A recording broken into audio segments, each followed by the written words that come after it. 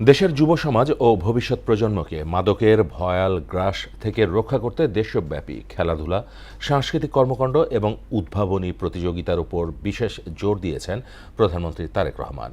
মঙ্গলবার বিকেলে চীন মৈত্রী সম্মেলন কেন্দ্রে বিএনপি বিটের সাংবাদিকদের সঙ্গে আয়োজিত মতবিনিময় সভায় একথা বলেন তিনি।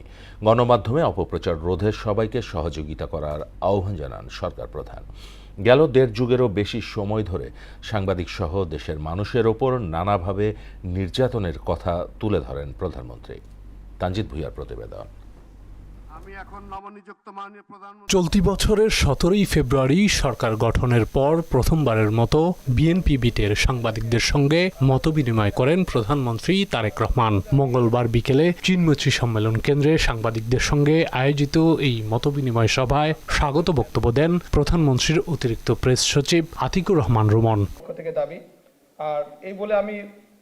এতে প্রধানমন্ত্রীর প্রেস সচিব সালেহ শিবলি অভিযোগ করে বলেন, গত দেড় যুগের বেশি সময় আজকের প্রধানমন্ত্রীর বক্তব্য দেশের কোনো গণমাধ্যমে প্রচার করতে দেয়নি ফ্যাসিস্ট সরকার। আপনারা এখানে যেমন মাঠে কষ্ট করেছেন, তেমন আমাদের আজকে যিনি চেয়ারম্যান তিনিও কিন্তু কষ্ট করেছেন। তিনি নেতা, আজকের তরুণ সমাজ, আজকের তারুণ্য, আগামীর বাংলাদেশ যা চিন্তা করে তারেক রহমান নেতা, তিনি তখন সেটা চিন্তা করেছিলেন। পরে জ্যেষ্ঠ সাংবাদিক সুমন মাহমুদ গেল 17 বছরে সাংবাদিকদের উপর নানা অত্যাচার নির্যাতনের কথা তুলে ধরে আগামীর সুন্দর বাংলাদেশের প্রত্যাশা করেন।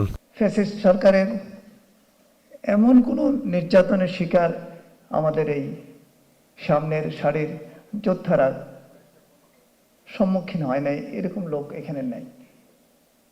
রিপোর্ট লিখতে গেলে অফিস থেকে শুরু করে এজেন্সি পর্যন্ত আমাদেরকে নানাভাবে নিপীড়ন, নির্যাতন এবং মানসিক চাপের ভিতরে রেখেছে। প্রধানমন্ত্রী মতবিনিময় সভায় সাংবাদিকদের প্রশ্নের জবাবে বলেন, বিএনপি সরকার দেশে বহুদলীয় গণতন্ত্র প্রবর্তন, গণমাধ্যমের স্বাধীনতা সহ জনগণের কল্যাণে নানাবিধ চ্যালেঞ্জ মোকাবেলা করে কাজ করছে। যেভাবে সংবাদপত্রের স্বাধীনতাকে কেড়ে নেওয়া হয়েছিল, মাত্র 4টা সংবাদপত্রকে সব বন্ধ করে দিয়েছিল, একই সময় আমরা দেখেছি বাংলাদেশের সব রাজনৈতিক দলকে বিলুপ্ত করে বাকশাল নামে একটা দল গঠন করা হয়েছিল। এবং পরবর্তীতে আমরা দেখেছি শহীদ রাষ্ট্রপতি জিয়া রহমান যখন দেশ পরিচালনার দায়িত্ব পেলেন, উনি যেরকম বহুদলীয় গণতন্ত্র চালু করলেন, একই সাথে সংবাদপত্রের উপর থেকে যে রেস্ট্রিকশন ছিল সেটাও তুলে নিলেন।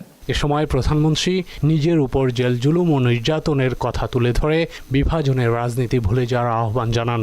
প্রতিহিংসা বিদ্বেষ ভুলে গিয়ে সকলকে জনগণের প্রত্যাশা পূরণে কাজ করার কথাও জানান তিনি। 17 বছর যেই সময়টা মানুষ তার অধিকার আন্দোলনে নিজেকে নিয়োজিত রেখেছিল, আমরা দেখেছি বিএনপি বিটে আপনারা যারা কাজ করেছেন বহু বছর ধরে, আমার দলের নেতাকর্মী যেমন টিয়ার গ্যাসের সেলের যে টিয়ার গ্যাস সেটির যন্ত্রণায় যেরকম কাতরিয়েছে, আপনারাও কিন্তু আমাদের নেতাকর্মীর পাশাপাশি আপনারাও সেরকম যন্ত্রণায় কাতরিয়েছেন। আমি জেলের মধ্যে থেকে এসেছি, আমি শারীরিকভাবে নির্যাতিত হয়েছি, মানসিকভাবেও নির্যাতিত হয়েছে। আমরা অ্যাকচুয়ালি এখন কি কন্ট্রিবিউট করতে পারি for the nation and for the people, for the country. দেশের অর্থনৈতিক সংস্কার, গ্রামীণ অর্থনীতি শক্তিশালীকরণ এবং সরকারের প্রস্তাবিত ফ্যামিলি কার্ড ও কৃষক কার্ডের লক্ষ্য উদ্দেশ্য সাংবাদিকদের সামনে তুলে ধরেন সরকার প্রধান। আমাদের সন্তানদেরকে আমাদেরকে যেভাবে হোক তাদেরকে আমাদের রাইট ট্র্যাকে রাখতে হবে, সেটা শিক্ষার মাধ্যমে হোক, সেটা কালচারের মাধ্যমে হোক, সেটা স্পোর্টসের মাধ্যমে হোক, সেটা মানবিক, সামাজিক, ধর্মীয় মূল্যবোধগুলো তাদের মাঝে দেওয়ার মাধ্যমে হোক।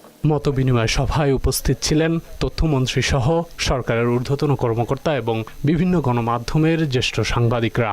আমার অবস্থান থেকে আমি আন্তরিকভাবে আমার দলের পক্ষ থেকে আপনাদের ধন্যবাদ জানাই। তানজিদ ভুঁইয়া, মোহনা সংবাদ, ঢাকা।